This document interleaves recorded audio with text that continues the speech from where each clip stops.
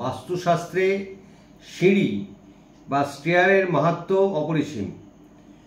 সর্বদা মাথায় রাখতে হবে যে সিঁড়ি ক্লকওয়াইজ হবে, অর্থাৎ ডান হাতে রেলিং ধরে উঠতে হবে, সে যটা স্টেপই হোক না কেন।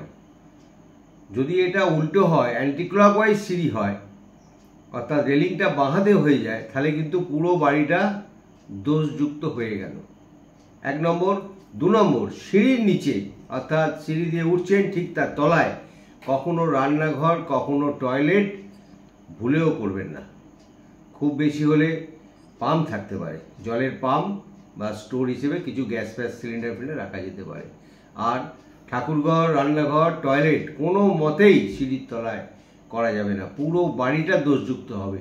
আপনি অসুখে ভুগবেন, বাড়ির টাকা পয়সা লক্ষ্মী অস্থির থাকবে, সঞ্চয়ই হবে না। তাই সর্বদা ক্লকওয়াইজ, ঘড়ির কাঁটা যেদিকে ঘোরে মনে রাখবেন সেইভাবে সিঁড়ি করুন।